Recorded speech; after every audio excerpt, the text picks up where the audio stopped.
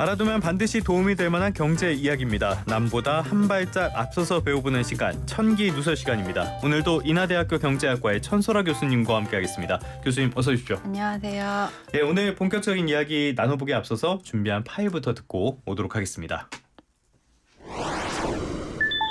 코로나19가 빠르게 번지고 있습니다. 네, 특히 휴가철이 끝나고 2학기 개학이 시작돼 감염이 더 확산할 것으로 전망되면서 국민 불안도 커지고 있습니다. 아프리카를 중심으로 확산하고 있는 엠폭스에 제대로 대처하지 못하면 전 세계로 번져 인명피해를 키울 수 있다는 경고가 나왔습니다. 코로나19 이후 처음으로 자영업자가 6개월 연속 감소하는 흐름이 나타났습니다. 국가감염병 자문위는 앞으로도 감염병 유행의 사회 경제적 파급 영향을 평가해 방역 정책에 반영해야 한다고 강조했습니다. 코로나19에 엠폭스에 저 같으면 제가 자영업자라면은 너무너무 힘들어가지고 매일 밤 울 것 같아요. 정말 울고 싶은 기분이실 것 같은데 지표들이 진짜 안 좋은 것 같아요? 네, 맞습니다. 이게 좀 우리가 코로나 이후로 위기를 겪으면서 예. 뭐 금리 인상까지 겹쳐지면서 현재 지표들이 상당히 악화되어 있는 상황인데 왜 노란 우산 공제금이라고 하죠. 예, 예, 예. 그래서 소상공인들이 매월 일정액을 납부하고 나중에 뭐 생활 안정이라든지 폐업이라든지 이런 긴급 시에 어떤 목돈을 마련하는 이런 그 공제된 금액만 해도 7,500억이 넘었고요. 예. 이게 이제 전년 동기 대비 비교해서 약 13% 네. 증가했고, 그리고 우리가 뭐 기업 경기 전망 지수, 뭐 아니면 소비자 심리 지수 이런 것처럼 소상공인 경기 전망 지수가 예. 있는데 이것도 어디서 집계하는 겁니까? 이게 소상공인진흥공단에서 집계를 하고 예. 뭐 샘플은 한 뭐 3,000개 정도 되거든요. 그래서 설문조사 기반으로 해서 이게 뭐 100 이상이면 경기를 그래도 좋게 본다, 100 이하면 예. 조금 안 좋게 본다 이런 신호인데 이게 작년 9월부터 그때 정도 한 90 넘었고 한 100에 근접했으나 계속 이제 하향 내려오는 추세긴 하거든요. 그래서 이런 것들도 계속 좀 안 좋은 상황이고 그리고 이제 우리가 대신 갚아주는 대위 변제 네. 이런 것들만 봐도 이제 같은 지난해보다 이제 64% 아이고야. 정도 증가한 상황인 거죠. 그래서 이게 그냥 볼멘 소리 하는 게 아니라 정말 지표상으로도 굉장히 안 좋은 상황이다라고 예. 보시면 될 것 같습니다. 노란 우산 공제급이 늘었다는 거는 결국에는 폐업이 많이 증가했다. 네, 그렇게 나는, 볼 수 있는 거죠. 네, 네. 알겠습니다. 이렇게 각종 지표들이 안 좋게 나오고 있는데 그러다 보니까 자영업자 수가 급감하고 있다고 해요. 실제로 뭐 얼마나 줄어든 겁니까? 일단은 네. 이제 7월 고용 동향 지표 뭐 이런 것들을 보면 이제 자영업자가 6개월 연속 좀 줄어들고 있다 이런 네. 얘기를 하고 있는데 이제 뭐 전체 자영업자들을 봤을 때는 한 1년 전보다 한 6만 명 정도 급감한 것 같아요. 그래서 고용은 없는 자영업자, 즉 나홀로 사장님만 네, 네. 봤을 때도 약 11만 명 정도 좀 줄어들었다.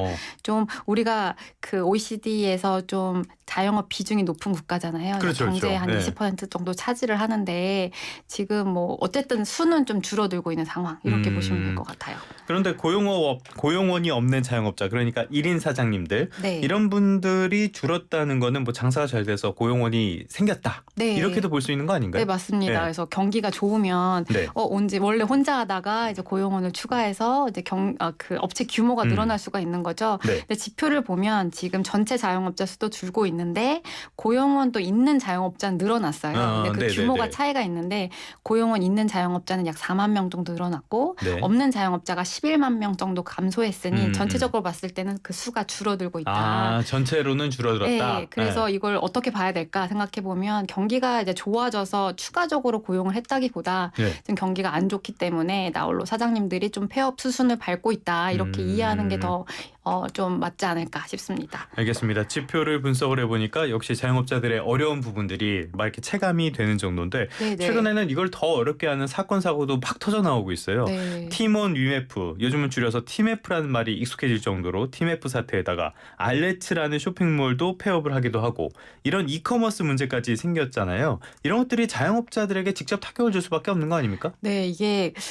우려하는 네. 수순대로 가고 있는 것 같죠. 그러니까요. 이게 예. 계속 문제들이 어디에 어디까지 꼬리를 물고 갈지 사실은 규모 자체도 파악이 안 되는데 소상공인 같은 경우는 사실은 상시 근로자가 굉장히 소규모인 업자들을 가리키는데 이게 온라인 뭐 대행업체를 이용해서 판매를 많이 했단 말이에요. 그래서 예. 이것들도 지금 이커머스 인터파크에 있는 큐텐 계열사죠. 인터파크 커머스가 좀 확대가 되는 느낌이고 알레츠 같은 경우에도 이미 이제 서비스를 종료한다. 네. 이게 공지를 갑자기 한 도망가 상황이거든요. 버렸더라고요, 거기는. 네, 거기 뭐 일단 직원들 경우에도 퇴직금 못 받는 직원들도 있고 아. 사실 이게 셀러들의 문제이기도 하지만 소비자들도 그 피해가 계속 그러네요. 고스란히 예. 남아있는 상태인 거죠. 셀러들 그다음에 거기 직원들도 피해자일 것이고 무엇보다 산 사람들, 구매자들, 그쵸. 소비자들 이렇게 해서 입점업체에 대한 지원 대책 정부에서도 준비를 한다 그러는데 이게 뭐 실효성 있는 대책이 나올 것 같습니까? 이게 사실 어려운 게 네. 이게 터지고 나서 이제 좀 조사를 본격적으로 하고 있는 것 같아요. 그래서 어디까지 이것이 연결 고리를 물고 가 있는가.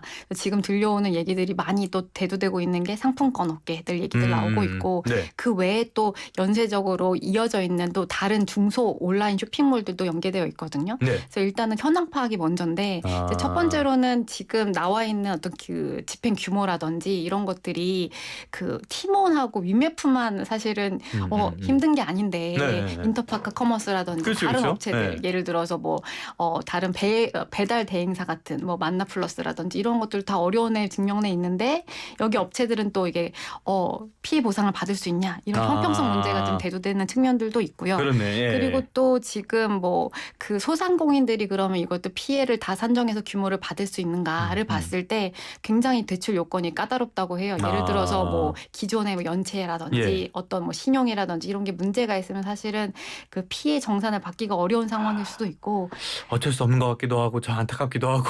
네네. 예. 그래서 이것이 사실은 그 기존에 사실 뭐 반복된 얘기일 수도 있는데 네네. 고질적으로 이커머스 업체들의 문제점이 지금 음. 하나둘씩 드러나는 상황이 아닌가 네, 싶습니다. 이커머스가 지금처럼 잡음이 많았던 시기도 별로 없는 것 같은데 이렇게 해서 이커머스의 셀러들이 다 손실로 그거를 잡게 되면은 폐업도 막 엄청 늘어나고 파산도 늘어나게 될 거 아니에요. 네네. 네, 그러면 이것도 피해가 만만치 않을 것 같습니다. 그런데 여기에서 끝이 아닌 게 네. 지금 코로나19까지 또 난리예요. 맞습니다. 그러면 이게 자영업자들 예전을 생각하면 자영업자들에게 또 이게 피해로 돌아갈 수밖에 없는 거 아닙니까? 네, 이제 우리가 코로나19 위기부터 네. 생각을 해보면 그 당시에 국내에서 실시됐던 그 보건 정책 외에 어떤 그 경제적인 어떤 정책들이 있었죠. 그렇죠, 사회적 그렇죠. 거리두기와 예. 같은. 그래서 실제 지표들을 보면 사회적 거리두기가 실시되면서 서비스업이 급감하는 어떤 경제 지표로 확연히 드러나게 되고요. 맞아요. 제가 좋아하던 가게들도 그때 많이 폐업했어요. 그리고 뭐 네. 집합 금지 명령 네. 뭐 이런 것들이 그렇죠, 있었잖아요. 지금은 뭐 마스코가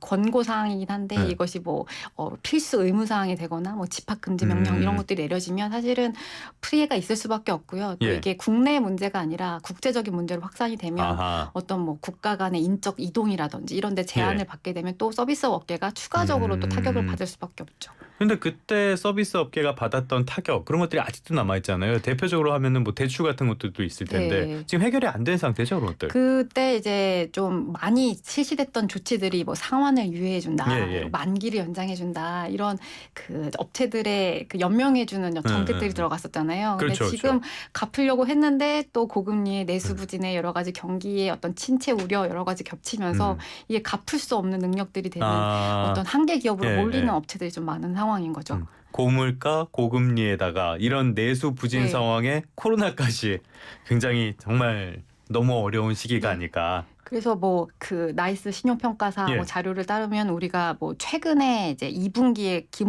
금융권에서 빌린 개인 사업자가 우리가 뭐 1,000조 넘는다 이런 얘기를 했었는데 네네네. 벌써 1,119조 뭐 이 정도 육박을 하고 있고요. 뭐 악성 부채자 이런 뭐 지표상으로 부채의 질도 악화되고 있다. 이것은 계속 진행 중인 상황이라고 보시면 될 것 같습니다. 그러면 만약에요. 이렇게 코로나 사태 같은 것들이 다시 한번 터지게 된다. 그러면 그때는 어떻게 버텼지만 지금으로서는 그걸 버텨낼 펀더멘털이나 체력 같은 게 더 약해졌다라고 봐야 되는 거 아닙니까? 네, 우리가 뭐 네. 같은 충격을 받더라도 이제 내가 건강하고 신체가 튼튼하면 사실은 그 위기에서 극복할 수 그렇죠. 있는 뭐 체력이 있을 텐데. 권투에도 체력 좋은 사람들은 원투 한 대 맞아도 좀 참을 수 있고 네, 네. 근데 좀 비실비실하면 그냥 나가 떨어져서 KO 당하는 거고. 네, 지금 구조적으로 지금 뭐 우리나라뿐만 아니라 전 세계적으로 인플레이션 잡기 위해 금리 인상이 실시가 된 거고 지금 오늘 발표된 지표인 거죠. 소비자 심리 지수. 네. 여기서 이제 집값 상승의 기대감이 2년 10개월 만에 최고라고 해요. 네. 그래서 이것들이 금리 인하를 또 어렵게 만드는 요인으로 작용하고 그렇죠, 있는 거죠. 그렇죠. 그리고 최근에 이제 이러한 구조적인 요인 말고도 사람들이 코로나를 겪으면서 소비 행태도 바뀌었는데 이게 우리가 뭐 저녁 회식이라든가 이런 게 많이 사라지고 네. 어떤 소비 트렌드 자체가 바뀌는 것도 있는 아, 거죠. 맞아요. 예. 외식 대신에 뭐 밀키트가 성행한다든지 그리고 예전에 우리가 코로나 이전에 욜로족이 있었잖아요. 네. 요새는 요노 트렌드라고 하더라고요. 연어 그래서 트렌드가 뭔가요? 그러니까 하나만 사도 충분하다 뭐 이런 거라고 해요. 그래서 you only need one 이거 네. 약자라고 하는데 그래서 좀 과소비를 지향하고 어떤 예. 고금리에 대항하기 위한 소비 트렌드 아. 행태도 바뀌고 있기 때문에 예. 이게 적절한 거 하나만 사도 충분하다. 네, 그래서 아. 이제 소비자들에 대한 인식 자체도 변화하고 있다 이렇게 보시면 될 것 같아요. 그러면은 그런 것들이 다 자영업자들에게는 안 좋은 소식일 수밖에 없는데 네. 그렇다면은 우리 정부에서도 어떤 대응책 같은 것들을 미리 좀 준비해야 되는 그런 시점 아닌가요? 근데 이게 참 어려운 게 네. 다 어려운 텐데 어떤 자영업자를 선별해 도와줘야 되냐 이런 문제가 있을 수밖에 네, 없고요. 네. 사실은 선별에 어려움이 있을 텐데 이게 또 아무나 도와주게 되면 워낙 그 경쟁력이 없어서 도태되어야 하는 업체가 수혜를 받게 되고 이분들이 더 악성 채무자로 계속 이어나갈 수 있는 상황인 거죠. 네. 경제 체력을 더 악화시키는 요인으로 작용할 수 있는데 정말 그 일시적인 자금난에 뭐 시달리는 업체들만 선별해서 지원이 네. 가야 되거든요.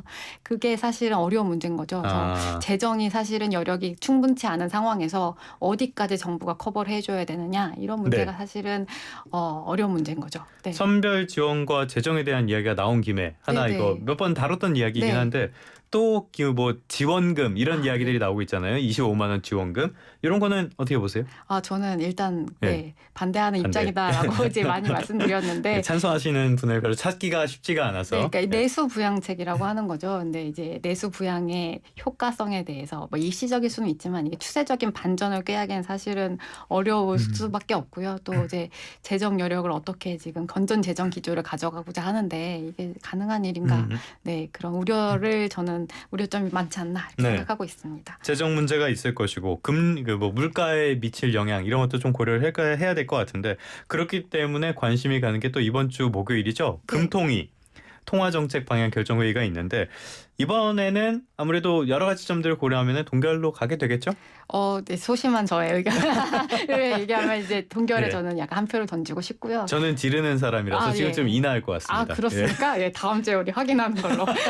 네. 근데 저는 약간 그 이제 내수만 보거나 네. 물가를 보거나 여러 가지 지표들을 보면 사실은 인하를 해서 내수를 부양하겠다 이런 게 이해가 가지 않는 건 아닌 거죠. 네. 이제 필요성엔 충분하다고 보지만 이게 지금 가계 대출이라든지 이런 급등세로 이어진 시점에서 여기서 금리 인하까지 단행된다면 조금 좀 우리가 원하는 내수 부양으로 가지 않을 수도 있겠다 이런 생각이 드는 거죠. 자영업자를 생각을 하면은 인하를 해야 되겠지만은 네네, 가계부채를 그렇죠. 생각하면은 인하를 할 수도 없고 부동산까지 문제가 걸려 있고 복잡하죠. 네, 그렇습니다. 금통위원들도 또 항상 머리가 아프실 것 같아요. 네. 그런데 이번에는 소수 의견이 나올 수 있다 이런 전망도 나오잖아요. 네. 이게 무슨 의미가 있는 건가요? 어쨌든 그 시장이 학습을 한 거죠. 네. 소수 의견이 등장하면 뭔가 피벗의 가능성이 커졌다. 그리고 실제적으로 그러니까 이번에는 인하의 소수 네네네. 의견이 나올 수 있다. 인하의 소수 의견이 나왔을 때 사실은 금리의 어떤 방향 정책 전환이 있었던 시기들이 많았었거든요. 그렇죠. 그래서 좀 힌트를 줄 수 있는 거죠. 그럼 정말 다음에 회의 때는 내릴 수가 있겠구나. 네. 이런 시그널링으로 받아들일 수 있기 때문에 소수 의견의 등장 여부가 사실 관심이 클 수밖에 없다. 이렇게 보고 있습니다. 교수님께서 보시기에는 이번에 소수 의견, 인하 소수 의견이 있을 것 같습니까? 저는 있을 것 같습니다. 네, 제가 앞서서 말씀을 드렸던 것도 네. 뭐 인하할 거다 이렇게 소수 전망한 의견을 거 대표하시는 아니고 건가요? 소수 의견을 대표하는 겁니다. 예. 그러면 이번에 소수 의견이 있을 가능성이 크다. 그러면은 네네. 실제로 예. 금리 인하는 지금 환율도 내리고 해가지고 조금 여력이 생긴 상태잖아요. 네. 그리고 미국에서도 9월쯤에는 기준금리 인하가 뭐 사실상 예고돼 있는 상태고 그렇다면 우리는 언제쯤 기준금리를 낮출 수 있을까요? 우선은 지금 뭐 9월에 그 미국에서 기준금리 네. 인하를 하고 그리고 지금 뭐 급등세였던 가계대출이나 부동산 집값이 어느 정도 안정화된다고 하면 사실 충분히 논의될 사항이라고 생각을 하고 있기 때문에 네. 그러한 것들이 전제가 된다면 뭐 10월쯤에는 그래도 인하를 단행하지 않을까 그렇게 네. 생각을 하고 있습니다. 10월쯤 기준금리 인하가 단행이 된다라고 했을 때 자영업자들의 이런 환경들 개선될 여지가 있을까요?